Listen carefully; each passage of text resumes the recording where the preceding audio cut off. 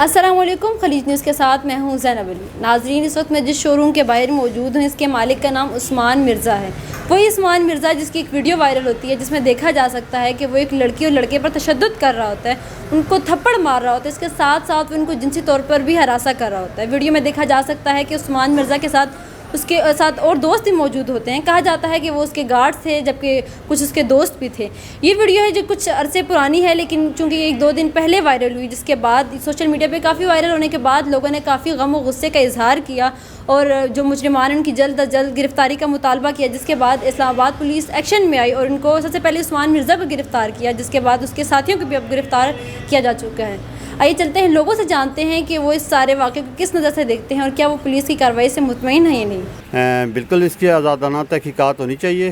اور جو بھی اس میں اگر انوالومنٹ ہے، غلطی اگر ہو رہا ہے بندہ، تو اس کو لازمی سزا قانون کے مطابق ہونی چاہیے، اور عوام کو بھی چاہیے کہ جو ادارے ہیں ان پہ اعتماد رکھیں اور ان کو بتایا جائے اگر کیسا کوئی معاملہ ہوتا ہے۔ ایک ویڈیو آئی ہے 6 ماہ پہلے، تو 6 ماہ بعد اگر ویڈیو وائرل ہوئی ہے تو اس پہ ایکشن ہوتا ہے، تو ظاہر ہے عوام کو بھی چاہیے کہ اپنے قانونی اداروں پہ جو ہے نا وہ بھروسہ رکھے اور ان کو انفارم کیا جائے ہر لمحہ۔ بڑا افسوسناک واقعہ سننے میں ملا ہے، ویڈیو بھی دیکھی ہے۔ ایسے واقعات پرزور مذمت کرتے ہیں ہم ان کی، اور گورنمنٹ سے اپیل کرتے ہیں کہ ایسے لوگوں کو انویسٹیگیشن کے بعد پراپر انویسٹیگیشن ہونی چاہیے، اور اس کے بعد جو بھی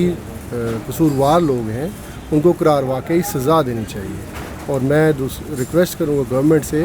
کہ اسلام کے مطابق جو سزائیں مختص کی گئی ہیں وہ جلد سے جلد ان کا امپلیمنٹ کیا جائے، تاکہ اس طرح کے واقعات روز بروز رونما نہ ہوں۔ عوام کا کہنا ہے کہ ایک طرف وہ پولیس کی کارروائی سے جہاں مطمئن ہے، وہیں دوسری طرف یہ بات باعث فکر ہے کہ ایک واقعہ جو 6-7 مہینے پہلے ہوا ہے اس پر کل پرسوں کارروائی کی جاتی ہے، وہ بھی ویڈیو وائرل ہونے کے بعد۔ یہاں دیجیے ہمیں اجازت، دیکھتے رہیے خلیج نیوز۔